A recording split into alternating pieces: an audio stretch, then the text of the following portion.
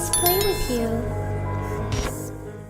Hi, Assalamualaikum semua orang. Kamar Nasim here. I hope you are in a good mood today because it's a good day to have a good day. So, hari ni saya buat e-girl makeup look. Jangan takut tau. Jangan seram. Anyway, hari ni kita kembali lagi di segmen creepy dan kali ni kita ada satu subscriber yang nak kongsikan kisah seram dia. Dan cerita kali ni bukan sekadar pasal gangguan mistik je tau, tapi apa yang lagi seram, dia melibatkan seseorang dari masa silam yang langsung tak boleh nak move on. Maybe ex kan? Sebab dia ni sampai sanggup buat benda yang tak masuk akal demi hancurkan kebahagiaan orang lain. Kamu tahu korang mesti dah tak sabar nak dengar kan? So tanpa buang masa, jom kita baca doa dulu. Mohon perlindungan dari Allah dari gangguan-gangguan syaitan. رب أعوذ بك من همزات الشياطين وأعوذ بك رب أن يحضرون. So subscriber kita ni minta Kamal gelarkan dia sebagai Fair. Apa yang Fair alami ni memang buat Kamal sendiri rasa seram sebab pada awalnya dia ingat semua benda yang jadi ni hanyalah gangguan daripada bekas teman lelaki dia. Tapi rupa-rupanya benda tu jauh lebih besar daripada yang dia sangka. So cerita ni bermula masa Fair pergi ke rumah keluarga tunang dia.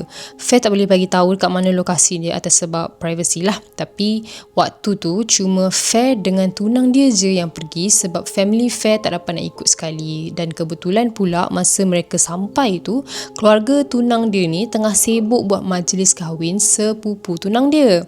Dan disebabkan keluarga tunang dia ni memang dah lama tak jumpa Fair, jadi semua ajak dia ni datang sekali lah untuk memeriahkan majlis, alang-alang jumpa lagi sekali kan.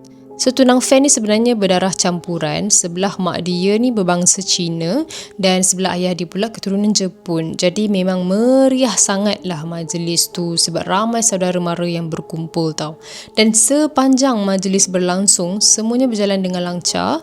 Tak ada langsung benda pelik yang berlaku. Fair pun seronok bergaul dengan keluarga tunang dia ni.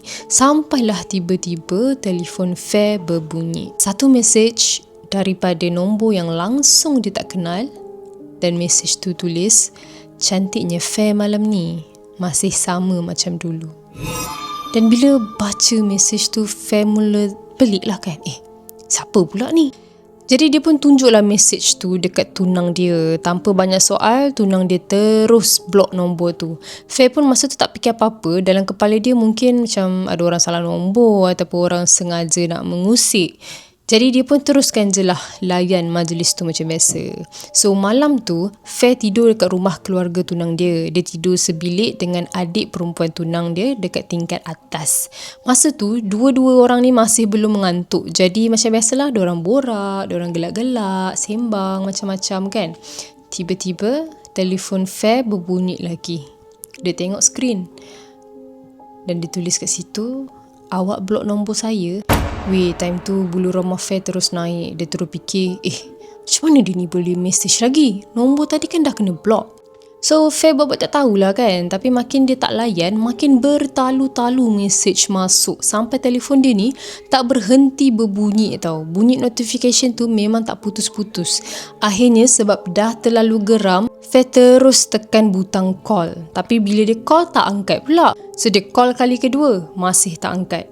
Masuk kali ketiga korang, barulah panggilan diangkat dan Fair terus tanya dengan nada marah tau. "Siapa ni? Awak nak apa sebenarnya ni?"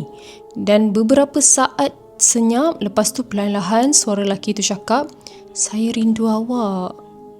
Tu je, scary-nya. Lagi scary daripada cerita hantu. But Fair terus tamatkan panggilan tu dan block nombor tu sekali lagi. Tapi korang, sejak malam tu, Fair langsung tak dapat nak lelakkan mata dia tau. Bukan sebab mesej tadi semata-mata, tapi sebab sepanjang dia baring atas katil tu, dia rasa macam ada seseorang yang tengah berdiri dan memerhatikan dia. Dan perasaan diperhatikan tu memang terlalu kuat tau.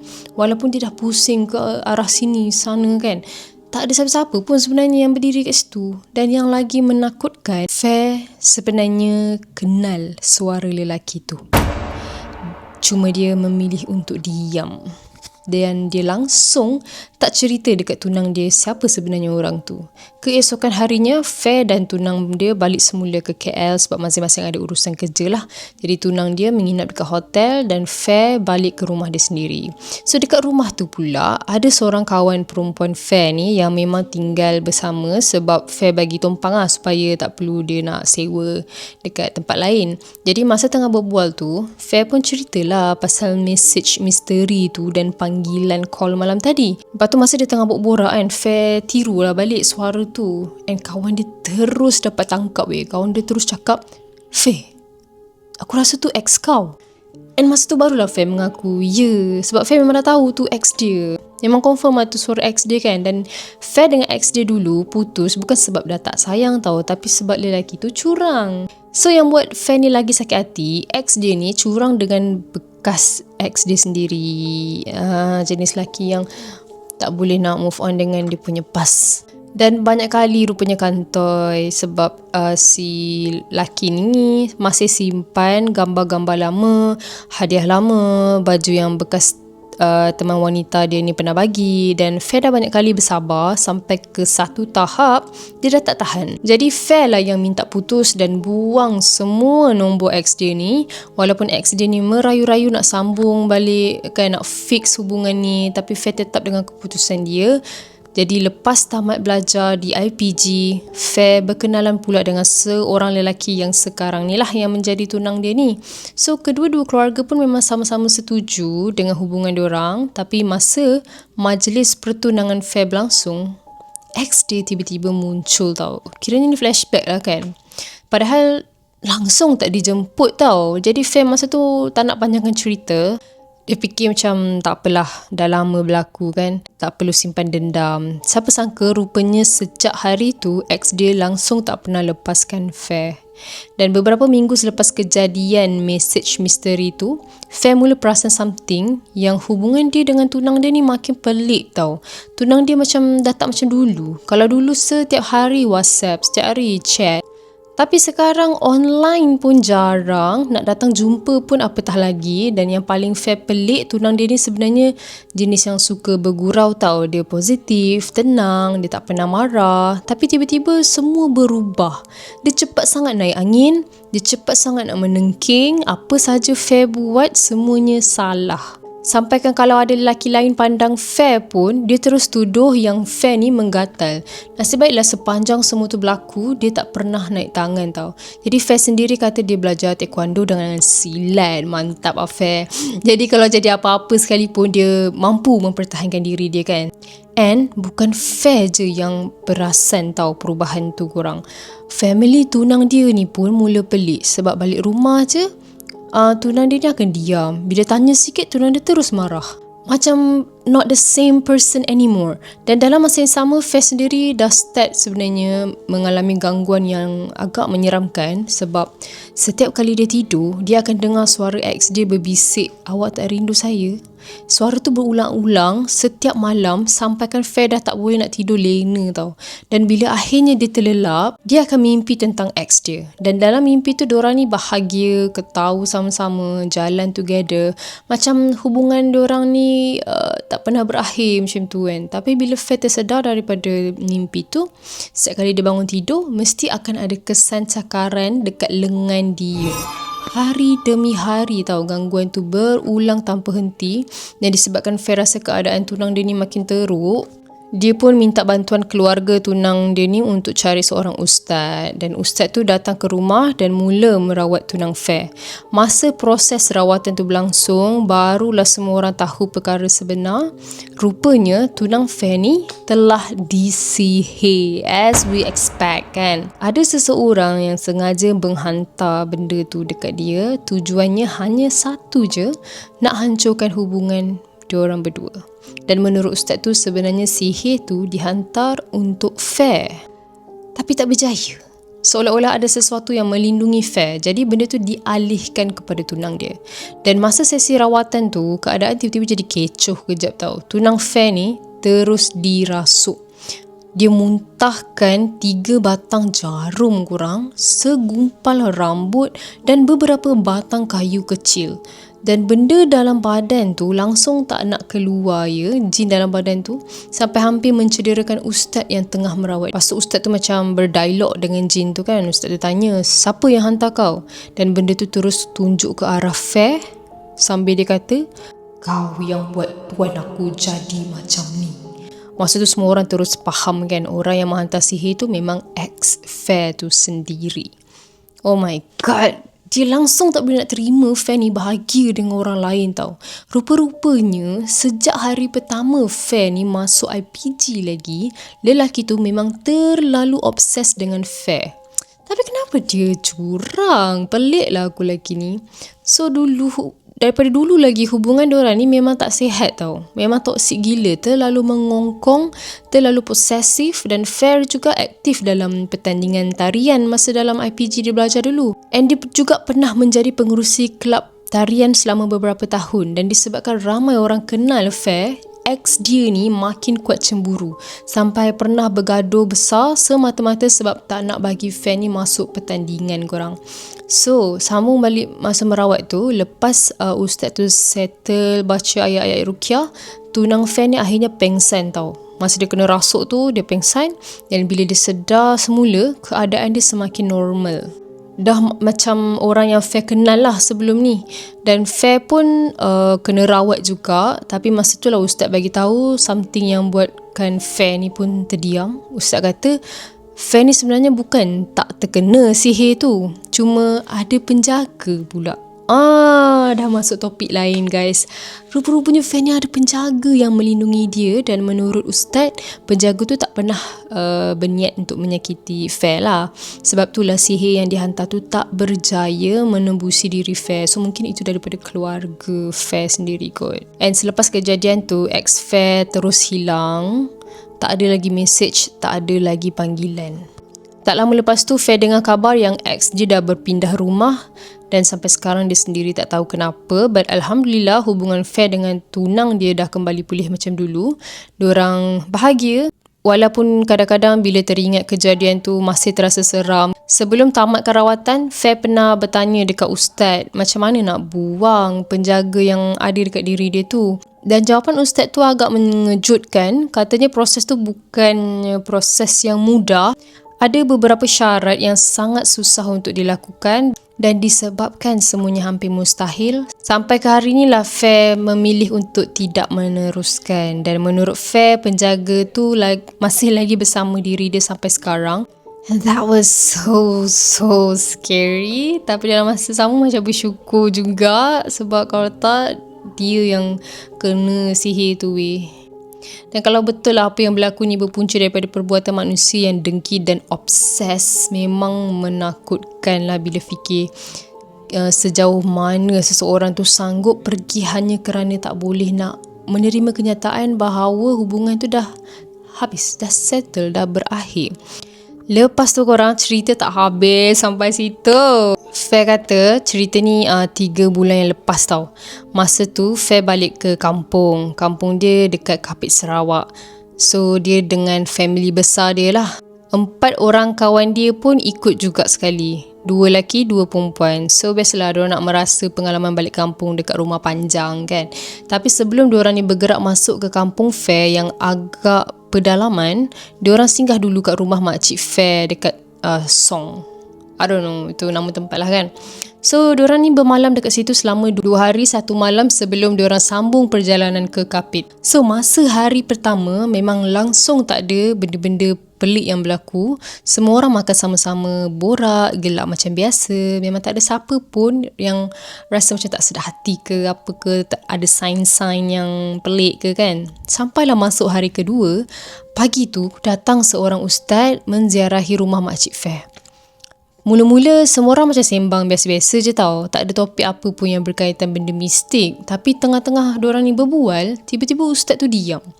Dia gosok kedua-dua belah tangan dia macam tengah rasa sejuk macam tu kan. Lepas tu dia perlahan-lahan cakap, kenapa tiba-tiba saya rasa meremang ni? Semua orang terus pandang dia kan. Masa tu pula kebetulan Fair baru keluar dari dapur sebab dia nak hidangkan air dekat tetamu. Dan sebaik saja ustaz nampak Fair, pandangan dia terus berubah.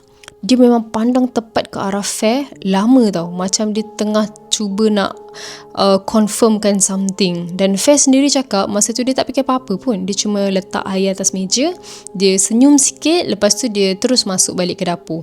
Tapi jauh dalam hati Ustaz tu macam seolah-olah dia tahu perasaan meremang yang dia rasa tadi adalah datang daripada Fair. Cuma dia tak cakap apa-apa. Lebih kurang pukul 1 tengah hari, semua orang pun bersiaplah untuk bertolak ke kampung Fair dekat Kapit. Dan sebelum diorang naik kereta, tiba-tiba makcik Fair datang dekat dia. Makcik dia pegang tangan Fair sambil dia pesan, "Mek," dia panggil Mek, "nanti sampai kampung jangan pergi sungai." Fair terus pelik, kenapa? Tapi makcik dia cuma senyum je lah kan. Makcik dia kata, "Tak payah tahulah." Tu je jawapan yang dia bagi korang. Fair pun tak fikir panjang. Dalam kepala dia mungkin sebab sekarang ni arus sungai tengah deras kan, faktor keselamatan lah cerita dia. Dan perjalanan ke kampung Fair mengambil masa beberapa jam juga tau. Lepas tu lebih kurang pukul 7 malam baru diorang ni sampai. So macam biasalah, semua orang sibuk angkat barang, masuk ke rumah panjang. Tapi masa tengah sibuk-sibuk tu, Fair tiba-tiba rasa macam tengkuk dia ni panas sangat tau. Bukan panas-panas biasa. Macam memang ada benda yang tengah berdiri betul-betul kat belakang dia. Lepas tu dia rasa macam ada hembusan nafas dekat tengkuk dia. Fair terus pusing. Dan bila dia pusing belakang tak ada siapa-siapa. So dia cuba tenangkan diri. Mungkin dia penat sangat. Mungkin cuma perasaan. Malam tu, Fair tidur sebilik dengan 2 orang kawan perempuan dia. Katil Fair pula betul-betul menghadap tingkap. Dan disebabkan penat berjalan seharian, Fair jadi orang pertama yang tertidur. Tepat pukul 1 pagi Fair tiba-tiba terjaga. Bukan sebab bunyi bising ke apa, tapi sebab dia dengar dengan jelas ada seseorang yang tengah panggil nama dia. Fair. Suara tu perlahan je tapi cukup jelas. Masa tu jantung Fair dah berdegup laju dah tau. Dia pandang kiri, dia pandang kanan. 2 orang kawan dia masih tidur lena. Seluruh bilik gelap, sunyi dan yang dengar cumalah bunyi cengkerik dari luar rumah panjang. Dan entah kenapa dalam hati Fair ni tiba-tiba terdetik nak keluar kan, pergi ke ruang tamu. So tanpa fikir panjang, dia pun bukalah pintu bilik tu perlahan-lahan. Dan bila sampai dekat ruang tamu, dia nampak hanya seorang sahaja yang tengah duduk dekat sofa tu, iaitu nenek dia, nenek belah mak dia. Nenek Fair ni, menurut Fair memang ada sedikit ilmu perubatan tradisional kaum Iban dan boleh merasakan perkara-perkara yang orang biasa tak nampak. Seram sikit lah. Jadi Fair pun jalan pelan-pelan duduk sebelah nenek dia. Dan belum sempat dia buka mulut, nenek dia terus cakap satu ayat, "Jaga cucu aku, jangan pergi sungai." Lepas dengar ayat tu terus Fair tersentak kan. Dia buka mata, rupanya semua tadi hanyalah mimpi.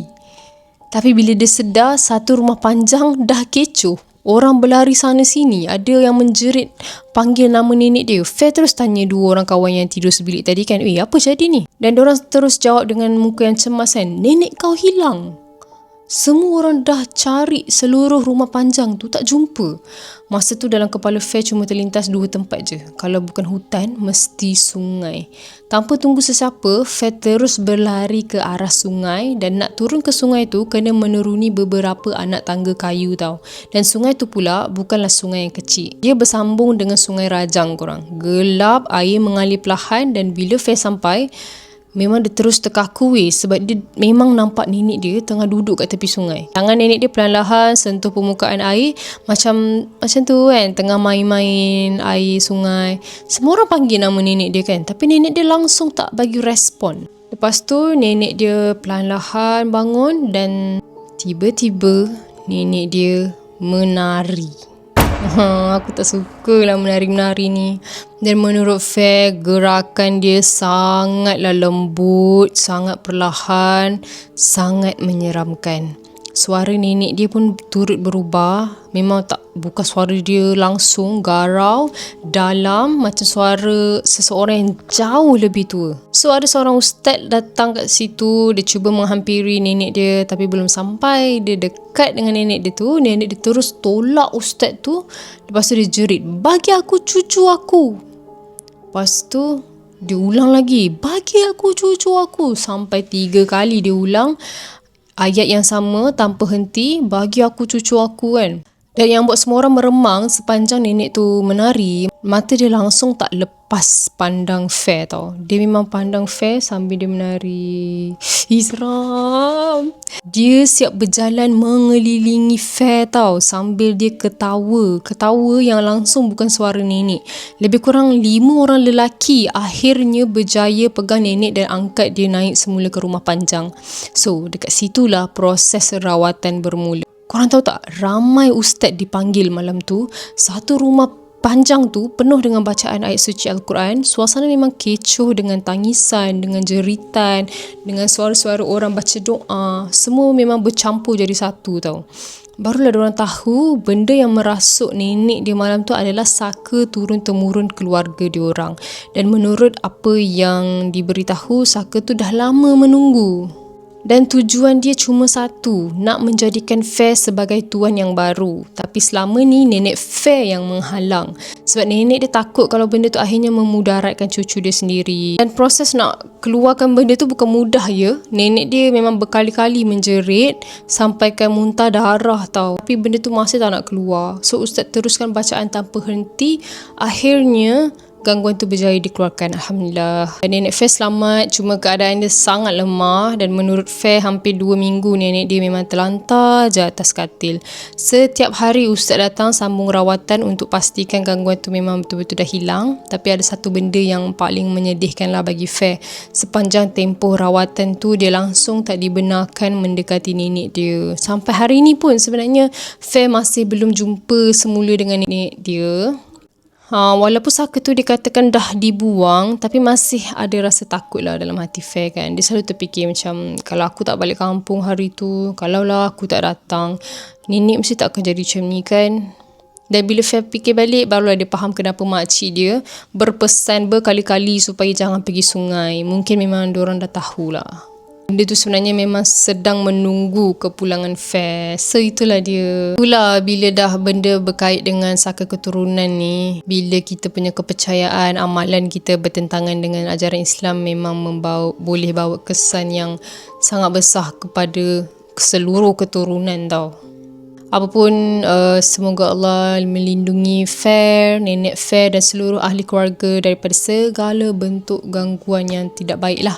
So, tu saja pengalaman yang dikongsikan oleh Fair. Agak plot twist sebab mula-mula pasal tunang dia, ex dia yang kena sihir. Tiba-tiba dapat tahu yang dia ni sebenarnya ada saka penjaga juga yang agak ekstrim nakkan tuan ya. Wow. So, thank you Fair sebab sudi kongsi pengalaman seram ni dengan kita orang semua. Semoga kita dapat sedikit sebanyak pengajaran daripada kisah hari ini. And thank you dah tengok video ni sampai habis. For those who are new in my channel, don't forget to hit the subscribe button below and turn on the notification bell so that you will not miss any video that I post. See you in my next video. Bye bye.